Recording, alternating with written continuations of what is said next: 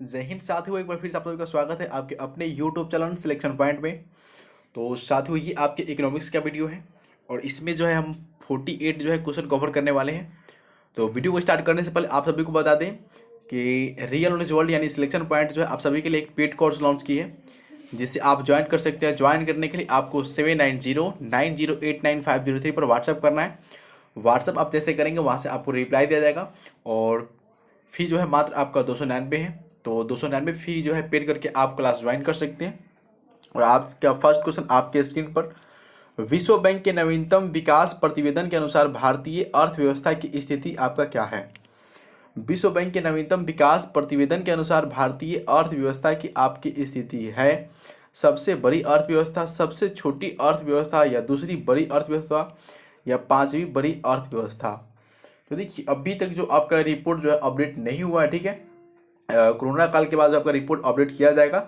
विश्व बैंक के नवीनतम विकास प्रतिवेदन के अनुसार भारतीय अर्थव्यवस्था की जो स्थिति है वह आपकी दूसरी बड़ी अर्थव्यवस्था के रूप में, यानी ऑप्शन नंबर यहाँ पे आपका सी यहाँ पे आपका राइट हो जाएगा। ऑप्शन नंबर यहाँ पे आपका सी यहाँ पे आपका राइट आंसर हो जाएगा। विश्व बैंक की रिपोर्ट के अनुसार भारत में 50% से अधिक निर्धन इन राज्यों में निवास करते हैं। विश्व बैंक की रिपोर्ट के अनुसार भारत में 50% से अधिक निर्धन इन राज्यों में निवास करते हैं। कौन कौन राज्य हो जाएगा देखिए, बिहार, उत्तर प्रदेश, मध्य प्रदेश, उड़ीसा, राजस्थान। उत्तर प्रदेश, मध्य प्रदेश, उड़ीसा, बिहार, उत्तर प्रदेश, जम्मू कश्मीर, उड़ीसा, बिहार, उड़ीसा, मध्य प्रदेश या जम्मू कश्मीर। तो 50% से भी अधिक जो निर्धन निवास करते हैं वे आपके हो जाएंगे क्या, तो बिहार, उत्तर प्रदेश, मध्य प्रदेश और उड़ीसा, यानी ऑप्शन नंबर ए हो जाएगा यहाँ पे आपका राइट आंसर। ऑप्शन नंबर आपका ए हो जाएगा यहाँ पे आपका राइट आंसर।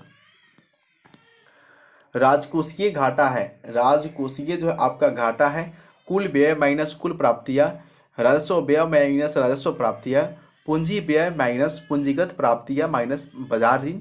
देखिए, राजकोषीय अगर घाटा की हम बात करते हैं तो इसका मतलब होता है बजटीय घाटे का योग और सरकार के बाजार ऋण का दायित्व, यानी ऑप्शन नंबर ए यहाँ पे आपका डी हो जाएगा। ऑप्शन नंबर का डी यहाँ पे आपका राइट आंसर हो जाएगा। भारत में सकल घरेलू उत्पाद में कृषि एवं उससे संबंधित प्रक्षेप का अंश है। भारत में सकल घरेलू उत्पाद एवं कृषि से संबंधित आपके प्रक्षेप का अंश कितना हो जाएगा, तो आपका 22%, यानी 22% हो जाएगा। ऑप्शन नंबर आपका ए यहाँ पे आपका राइट आंसर हो जाएगा। Option number A 22%। इंद्रधनुष क्रांति का संबंध है, इंद्रधनुष क्रांति का संबंध किससे है, हरित क्रांति से, श्वेत क्रांति से, नीली क्रांति से, या उपयुक्त सभी से। तो इंद्रधनुष जो क्रांति, इन सभी का संबंध आपका हरित क्रांति से है, श्वेत क्रांति से, नीली क्रांति से, यानी उपयुक्त आपका सभी हो जाएगा। ऑप्शन नंबर डी यहाँ पे आपका राइट आंसर हो जाएगा। ऑप्शन नंबर आपका डी यहाँ पे आपका राइट आंसर हो जाएगा। मूल्यवर्धित कर का संबंध है, मूल्यवर्धित कर का संबंध किससे है, बिक्री कर से, धन कर से, आय कर से, या उत्पादन शुल्क से। तो मूल्यवर्धित जो कर है इनका संबंध आपका बिक्री कर से है, तो यहाँ पे आपका ऑप्शन नंबर ए यहाँ पे आपका राइट हो जाएगा। बिक्री कर से आपका हो जाएगा यहाँ पे आपका मूल्यवर्धित कर का संबंध, यानी ऑप्शन नंबर ए हो जाएगा यहाँ पे आपका। भारतीय जीवन बीमा निगम की स्थापना कब हुई, भारतीय जीवन बीमा निगम की स्थापना कब हुई थी, 1956 में, 1944 में, 1950 में, 1947 में। तो भारतीय जीवन बीमा निगम कर की जो निगम की स्थापना जो है वो आपका 1956 में हुआ था, यानी ऑप्शन नंबर ए हो जाएगा यहाँ पे आपका राइट आंसर। 1956 में भारतीय जीवन बीमा निगम की स्थापना आपका हुआ था। नई मुद्रा यूरो किस वर्ष प्रारंभ की गई थी, नई मुद्रा यूरो किस वर्ष प्रारंभ की गई थी, 1996 में, 1997 में, 1998 में, या 1999 में। तो नई मुद्रा जो यूरो है उसे आरंभ किया गया था 1999 में। ऑप्शन नंबर डी हो जाएगा यहाँ पे आपका राइट आंसर। नई मुद्रा यूरो जो नीति है ये आपके वर्ष 1999 में आरंभ की गई थी। ऑप्शन नंबर यहाँ पे आपका डी आ जाएगा।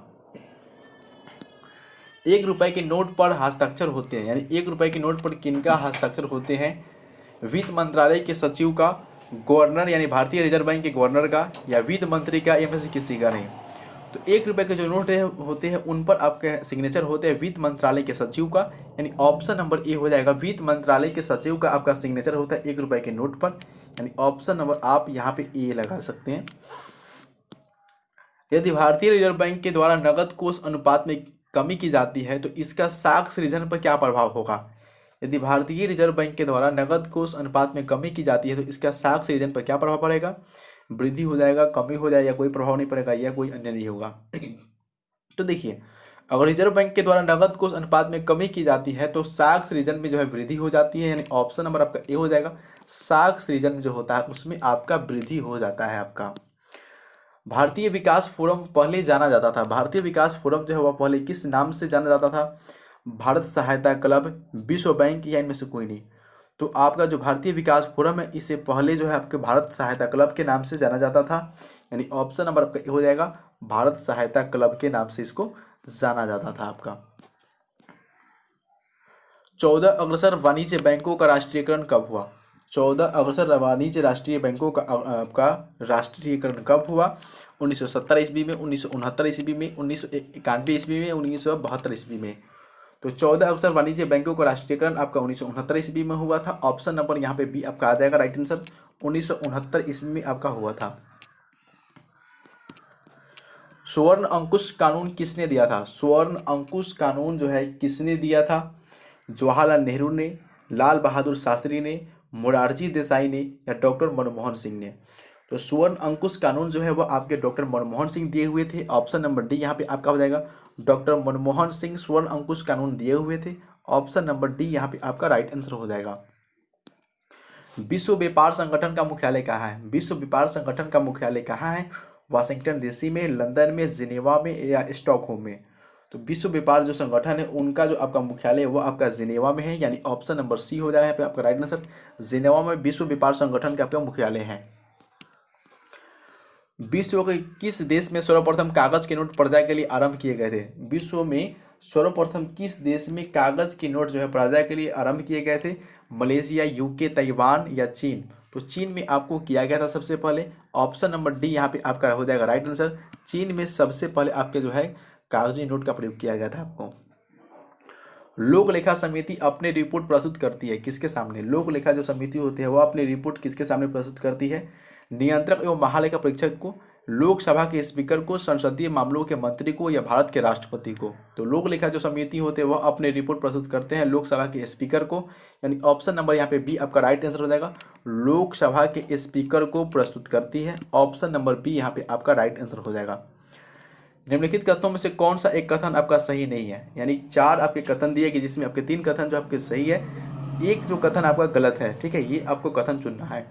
धन संपत्ति के मामले में राज्यसभा शक्तिहीन होते, बिल्कुल आपका सही है। धन विधेयक की शुरुआत राज्यसभा में होती है, बिल्कुल गलत। धन विधेयक का शुरुआत जो है आपका राज्यसभा में नहीं होती है, यानी यहाँ पे आपका ऑप्शन नंबर बी यहाँ पे आपका राइट आंसर हो जाएगा। ऑप्शन नंबर बी, धन विधेयक की शुरुआत जो आपका राज्यसभा से आपका नहीं होती है। भारत में किस तरह की अर्थव्यवस्था है? समाजवादी, गांधीवादी, या मिश्रित, या स्वतंत्र? तो भारत में किस तरह की अर्थव्यवस्था है? तो भारत में आपका मिश्रित अर्थव्यवस्था है, यानी ऑप्शन नंबर यहाँ पे सी हो जाएगा। भारत में आपका मिश्रित अर्थव्यवस्था आपका है। व्यापार करने की सुविधा सूचकांक कौन बनाता एवं प्रकाशित करता है? व्यापार करने की सुविधा सूचकांक कौन बनाता एवं प्रकाशित आपका करता है? विश्व व्यापार संगठन, विश्व बैंक समूह, संयुक्त राष्ट्र संघ, या यूरोपियन संघ? तो व्यापार करने की जो सुविधा सूचकांक होते हैं उसे बनाता और प्रकाशित करते हैं आपका विश्व बैंक समूह। ऑप्शन नंबर बी हो जाएगा, विश्व बैंक समूह ये करते हैं। ऑप्शन नंबर बी यहाँ पे आपका राइट आंसर हो जाएगा। भारत में सेवा कर किसकी सिफारिशों से लागू हुआ? भारत में सेवा कर जो है वह किसकी सिफारिशों से आपका लागू हुआ था? केलकर समिति, राजा जे चैलिया समिति, या मनमोहन सिंह समिति, या यशवंत सिन्हा समिति? तो राजा जी चैलिया समिति जो उनके सिफारिश पर आपके भारत में सेवा कर लागू हुआ था, यानी ऑप्शन नंबर यहाँ पे आपका बी राइट आंसर हो जाएगा। ऑप्शन नंबर बी यहाँ पे आपका राइट आंसर हो जाएगा आपका। किस अर्थशास्त्री ने भारत में सबसे पहले वैज्ञानिक दृष्टि से राष्ट्रीय आय की गणना की? किस अर्थशास्त्री ने सबसे पहले वैज्ञानिक दृष्टि से राष्ट्रीय आय की गणना की थी? आपका DR गॉडगिल, या VRK वी राव, या मनमोहन सिंह, या YV अलग? तो सबसे पहले जो है भारत में आपके वैज्ञानिक दृष्टि से राष्ट्रीय आय गणना किए हुए थे वह किए थे VKR राव, यानी ऑप्शन नंबर बी हो जाएगा यहाँ पे आपका राइट आंसर। ऑप्शन नंबर आपका बी हो जाएगा यहाँ पे आपका। भारत में पहली पंचवर्षीय योजना का आधार था। भारत में पहली जो पंचवर्षीय योजना था उनका आधार क्या था? Harold Domar model, Mahalanobis model, Dadabhai Naoroji model, JL Nehru model? तो भारत में पहली जो पंचवर्षीय योजना था इसका आपका आधार था हैरोल्ड डोमर मॉडल, यानी ऑप्शन नंबर ए यहाँ पे आपका राइट आंसर हो जाएगा। हैरोल्ड डोमर मॉडल इसका आपका आधार था। बैंक दर का आशय है, बैंक दर का जो आशय क्या है? साहूकार द्वारा लिए जाने वाले ब्याज दर, अनुसूचित बैंकों द्वारा लिए जाने वाली ब्याज दर, या बैंकिंग संस्थान की लाभ दर, या केंद्रीय बैंक द्वारा ली जाने वाली आधिकारिक ब्याज दर। तो बैंक दर का आशय होता है केंद्रीय बैंक द्वारा ली जाने वाली आधिकारिक ब्याज दर, यानी ऑप्शन नंबर डी यहाँ पे आपका राइट आंसर हो जाएगा। ऑप्शन नंबर डी, केंद्रीय बैंक द्वारा ली जाने वाली आपकी आधिकारिक ब्याज दर। जीविका बिहार सरकार की एक पहल है, इसका संबंध किससे है? जीविका जो है आपका बिहार सरकार का एक पहल है, इसका संबंध आपका किससे हो जाएगा? रोजगार सृजन से, वित्तीय समावेश से, गरीबी उन्मूलन से, या सार्वजनिक वितरण से। तो ये हो जाएगा आपका सार्वजनिक वितरण से, यानी ऑप्शन नंबर डी यहाँ पे आपका हो जाएगा राइट आंसर। सार्वजनिक वितरण से ये आपका संबंधित है। राष्ट्रीय आय के आंकड़ों का संकलन कौन सी संस्था करती है? राष्ट्रीय आय के आंकड़ों का संकलन कौन सी संस्था करती है? आरबीआई करती है, सीएसओ करती है, वित्त मंत्रालय करती है, या वाणिज्य मंत्रालय करती है? तो राष्ट्रीय आय के आंकड़ों का संकलन जो है वो आपका सीएसओ करती है, यानी ऑप्शन नंबर यहाँ पे बी हो जाएगा। ऑप्शन नंबर बी यहाँ पे आपका राइट आंसर आ जाएगा आपका। निम्नलिखित में से किस यूरोपीय देशों ने यूरो को अपनी मुद्रा मानने से इनकार कर दिया? निम्नलिखित में से कौन सी आपका ऐसे यूरोपीय देश है जिन्होंने यूरो को अपना मुद्रा मानने से इनकार कर दिया था? Britain, France, Switzerland, Italy. तो ये आपका देश है ब्रिटेन। ऑप्शन नंबर यहाँ पे आपका राइट हो जाएगा। ब्रिटेन एक ऐसा देश है जिसने यूरो को अपना मुद्रा मानने से इनकार कर दिया था। ऑप्शन नंबर ए हो जाएगा यहाँ पे आपका राइट आंसर। किस विदेशी बैंक की भारत में सर्वाधिक शाखाएं हैं? किस विदेशी बैंक की जो है भारत में सबसे अधिक आपकी शाखाएं हैं? Bank of England, standard and charters bank, या स्टार्टल ग्रीनलेस बैंक, या बैंक ऑफ हांगकांग। तो सबसे अधिक जो भारत में शाखाएं वह स्टैंडर्ड एंड चार्टर्स बैंक की है। ऑप्शन नंबर बी यहाँ पे आपका राइट आंसर हो जाएगा। 96 जो है इसकी शाखाएं आपके भारत में है, यानी ऑप्शन नंबर बी यहाँ पे आपका राइट आंसर हो जाएगा आपका। सरकारी आयोग किस चीज से संबंध रखता है? सरकारी आयोग किस चीज से जो आपका संबंध रखता है? बैंकिंग सुधार से, केंद्र राज्य संबंध से, शेयर बाजार से, या विनिवेश से। जो सरकारी आपके आयोग होते हैं वे आपके केंद्र राज्य संबंध से आपके संबंध रखते हैं। ऑप्शन नंबर बी यहाँ पे आपका राइट आंसर हो जाएगा। केंद्र राज्य संबंध से आपके ये आपका संबंध आपका रखते हैं। धनी जो है और अधिक धनी होते जा रहे हैं और निर्धन अधिक निर्धन होते जा रहे हैं, यह जानने के लिए किस बात की तुलना करना आवश्यक है? धनी जो है और अधिक धनी होते जा रहे हैं और निर्धन आपका और निर्धन होते जा रहे हैं, इसकी तुलना करने के लिए आपको क्या आवश्यक है, यानी कौन सा आपका जो विधि आप अपना सकते हैं? विविध क्षेत्रों में विविध अवधियों तक थोक मूल्य सूचकों की, या विविध अवधियों में समरूप वर्ग के आयकर मतदाताओं यानी दाताओं की आय वितरण की, या समय विशेष पर विविध वर्गों के आयकर दाताओं की आय के वितरण की, या विविध अवधियों में धनी और निर्धन दोनों वर्गों के व्यक्तियों की खानदानों की उपलब्धता की। तो देखिए, अगर जांच करना है कि धनी अधिक धनी होते जा रहे हैं और निर्धन और अधिक जो है निर्धन होते जा रहे हैं, तो ये सबसे अच्छा आपका होगा विविध अवधियों में समरूप के आयकर दाताओं की आय के वितरण की, यानी इस विधि के द्वारा जो है आप जांच कर सकते हैं। ऑप्शन नंबर बी यहाँ पे आपका राइट आंसर हो जाएगा। ऑप्शन नंबर आपका बी हो जाएगा।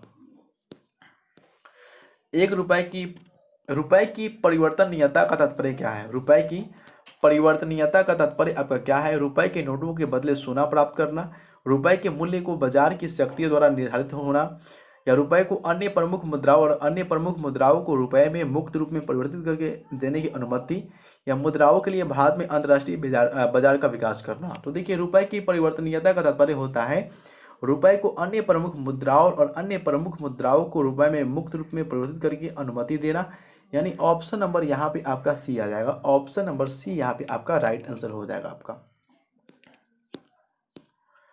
निम्नलिखित में से किस कर का आरोपण केंद्र करता है किंतु संग्रह और विनियोजन राज्य करता है? यानी कौन सा आपका ऐसा कर है जिसका आरोपण तो आपके केंद्र करते हैं किंतु संग्रह और विनियोजन आपके राज्य करते हैं? तो ये आपका होता है स्टाम्प शुल्क। ऑप्शन नंबर ए हो जाएगा आपका राइट आंसर। स्टाम्प शुल्क एक ऐसा कर है जिसका आरोपण केंद्र करते हैं लेकिन संग्रह और विनियोजन जो है आपका राज्य करते हैं, यानी ऑप्शन नंबर ए हो जाएगा आपका राइट आंसर। स्टाम्प शुल्क यहाँ पे आपका राइट आंसर हो जाएगा आपका।